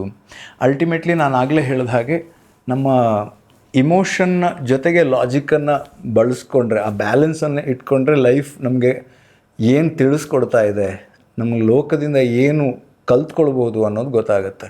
ಅದನ್ನು ನಾವು ತಿಳ್ಕೊಳ್ಳೋಕೆ ರೆಡಿ ಇದ್ದೀವ, ಅದರಿಂದ ಏನಾದರೂ ಕಲ್ತ್ಕೊಳ್ಳೋದಕ್ಕೆ ರೆಡಿ ಇದ್ದೀವ, ಅದು ನಮ್ಮ ಕೈಲಿರುತ್ತೆ. ಸೊ ಅದಕ್ಕೆ ನಾನೊಂದು ಉದಾಹರಣೆ ಏನು ಕೊಡ್ತೀನಿ ಅಂತಂದರೆ, ನಂಗೆ ಯಾರೋ ಒಬ್ಬರು ರಿಲೇಟಿವ್, ಬಟ್ ಸ್ವಲ್ಪ ಅವ್ರ ಆ್ಯಟಿಟ್ಯೂಡ್ ನಂಗೆ ಅಷ್ಟೊಂದು ಇಷ್ಟ ಆಗಲ್ಲ. ಸೊ ಅವರು ಹೀಗೆ ಮಾತಿಗೆ ಇದು ಮಾಡಿದಾಗ, ನಿಂಗೆ ಅಷ್ಟು ವಯಸ್ಸು, ನನಗೆ 70 ಆಯಿತು, ಅದು ಇದು ಅಂತ ಹೇಳಿದ್ರು. ನಾನಂದೆ, ವಯಸ್ಸು ಎಲ್ರಿಗೂ ಆಗುತ್ತೆ, ಅನುಭವ ಎಲ್ರಿಗೂ ಆಗುತ್ತೆ, ಆದರೆ ಅನುಭವದಿಂದ ನಾವು ಎಷ್ಟು ಕಲ್ತ್ಕೊಂಡಿದ್ದೀವಿ ಅನ್ನೋದು ಮುಖ್ಯ ಆಗುತ್ತೆ ಅಂತ ಹೇಳ್ಕೊಂಡು, I think it's relevant for every one. So ನಾವು ತುಂಬಾ ತಿಳ್ಕೊಂಡಿರ್ತೀವಿ, ತುಂಬಾ ನೋಡ್ತಿರ್ತೀವಿ, ಬಟ್ ಅದರಿಂದ ನಾವು ಏನನ್ನು ಕಲಿತೀವಿ, ಅದರಿಂದ ನಾವು ಹೇಗೆ ನಮ್ಮ ಲೈಫಿಗೆ ಅದನ್ನು ಹೇಗೆ ಅಳವಡಿಸ್ಕೊಳ್ತೀವಿ ಅನ್ನೋದು ತುಂಬ ಮುಖ್ಯ ಆಗುತ್ತೆ.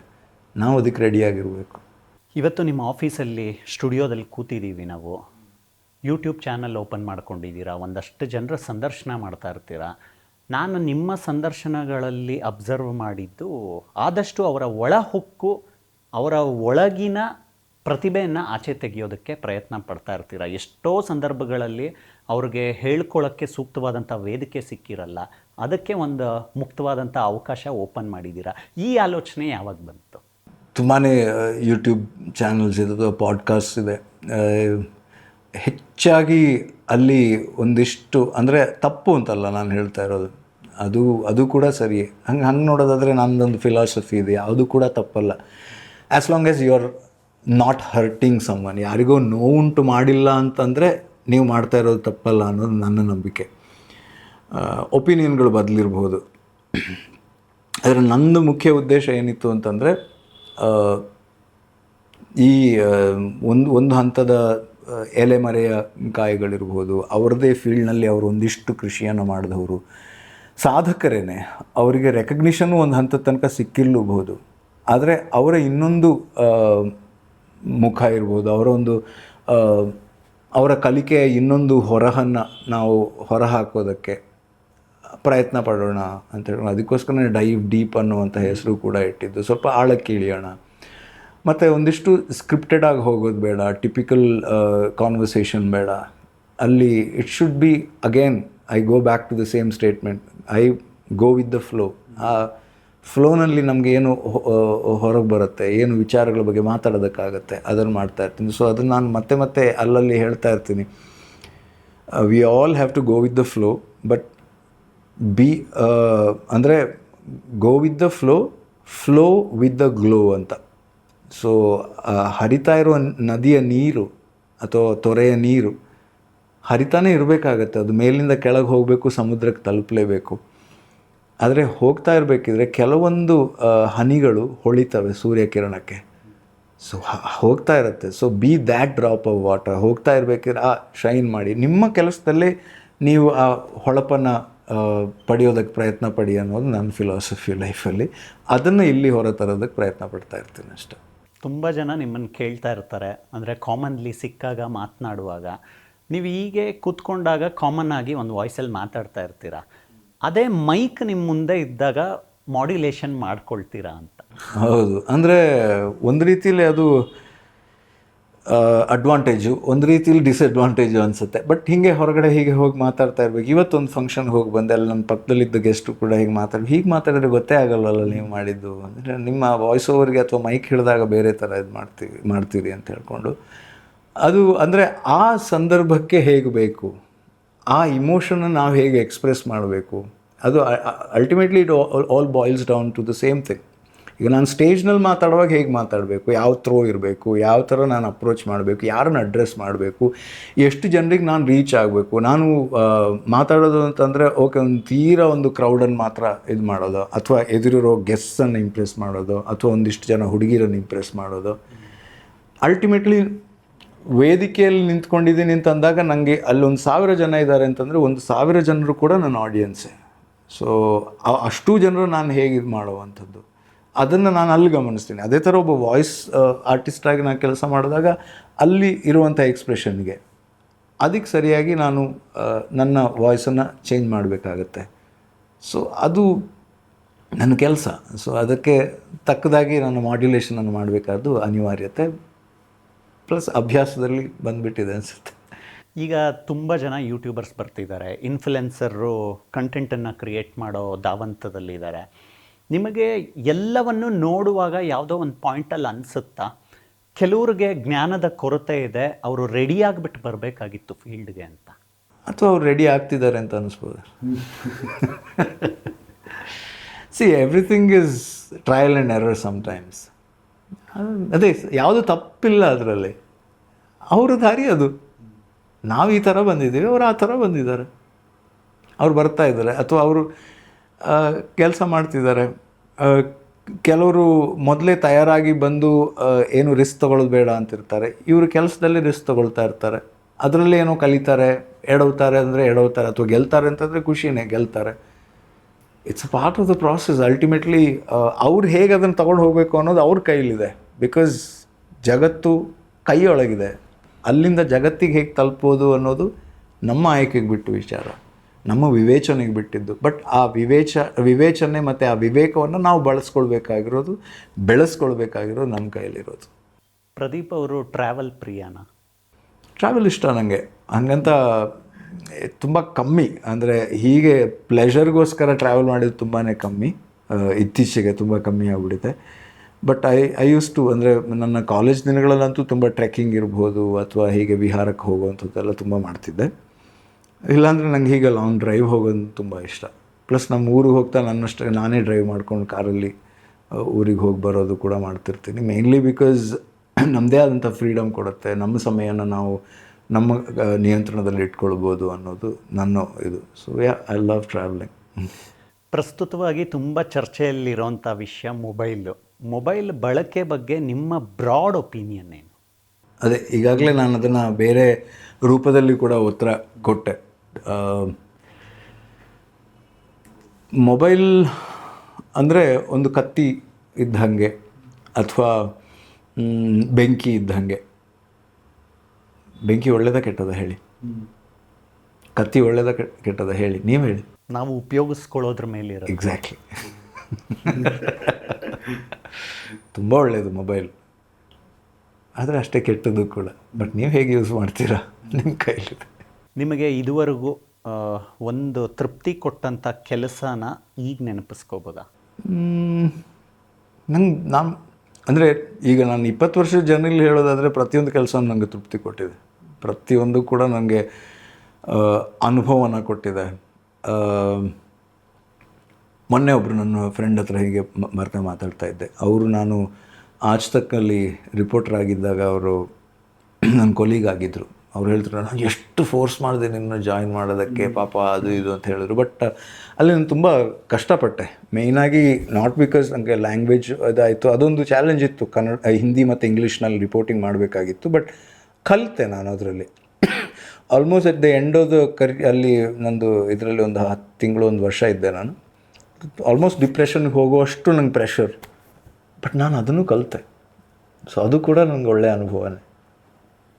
ಯಾಕಂದರೆ ಆ ಕ್ಷಣದಲ್ಲಿ ಅದು ನೋವು ಅಂತ ಅನಿಸಿರ್ಬೋದು, ಆದರೆ ಆ ನೋವಿನಿಂದ ನಾನು ಕಲಿತ ಪಾಠ, ಆ ನೋವು ನನ್ನನ್ನು ಹೇಗೆ ಬೆಟರ್ ಮಾಡ್ತು, ಅದು ultimately matter. And also the satisfaction. RJ ಆಗಿ ಕೆಲಸ ಮಾಡಿದ್ದಿರ್ಬೋದು, ಅಥವಾ ಪ್ರೊಡ್ಯೂಸರ್ ಆಗಿ, ಇದು ಶೋ ಪ್ರೊಡ್ಯೂಸರ್ ಆಗಿ ಕೆಲಸ ಮಾಡಿದ್ದಿರ್ಬೋದು, ರಿಪೋರ್ಟರ್ ಆಗಿ, ಆ್ಯಂಕರ್ ಆಗಿ, ರೈಟರ್ ಆಗಿ, ಟ್ರಾನ್ಸ್ಲೇಟರ್ ಆಗಿ, ಮಾಡೆಲ್ ಆಗಿ, ಎವ್ರಿಥಿಂಗ್, ಪ್ರತಿಯೊಂದು ಕೂಡ just I enjoy the process ಅಷ್ಟೇ. ನಿಮ್ಮ ಮಾತುಗಳಲ್ಲಿ ನಮ್ಮನ್ನು ನಾವು ತೆರೆದುಕೊಳ್ಬೇಕು ಅನ್ನೋವಂಥ ಒಂದು ಡೈರೆಕ್ಟ್ ಮೆಸೇಜ್ ಯಾವಾಗಲೂ ಕಾಣಿಸುತ್ತೆ. ನಮಗೂ ಒಂದೊಂದು ಸಲ ಕ್ಯೂರಿಯಾಸಿಟಿ ಬಿಲ್ಡ್ ಆಗ್ತಾ ಹೋಗುತ್ತೆ. ಅಂದರೆ ಈ ಮಲ್ಟಿಪಲ್ ಟಾಸ್ಕಿಂಗ್ ಮಾಡೋರು ಯಾವ ರೀತಿ ಯೋಚನೆ ಮಾಡ್ತಾರೆ ಅಂತ. ಒನ್ ಟೈಮಲ್ಲಿ ಒಂದೇ ಕೆಲಸ ಮಾಡೋಕ್ಕೆ ಆಗೋದಾದ್ರೂ ಇಲ್ಲ ನಾವು ಬೇರೆದನ್ನು ಮಾಡ್ಬೋದು, ನಾವು ಮೆಂಟಲಿ ಬೇರೆ ಕಡೆ ಎಂಗೇಜಿಂಗ್ ಆಗ್ಬೋದು ಅಂತ. ಒಂದು ನಾವು ಯಾವುದೋ ಒಂದು ಸಂಸ್ಥೆಗೋ ಆರ್ಗನೈಸೇಷನ್ಗೋ ಸಂಬಳಕ್ಕೆ ಕೆಲಸ ಮಾಡೋದು, ಇನ್ನೊಂದು ಸ್ವಯಂ ಕೃಷಿ, ನನ್ನ ಕೆಲಸ ನಾನೇ ಮಾಡೋದು, ಅದರಿಂದನೇ ನಾನು ಆದಾಯವನ್ನು ಗಳಿಸ್ತೀನಿ ಅಂತ. ಈ ಎರಡರ ಈಕ್ವೇಷನ್ ಏನು? ಇನ್ನೊಂದು ಸಂಸ್ಥೆ ಕೆಲಸ ಮಾಡೋದು ಕೂಡ ಒಂದು ಒಳ್ಳೆಯ ಅವಕಾಶ ನಿಮಗೆ.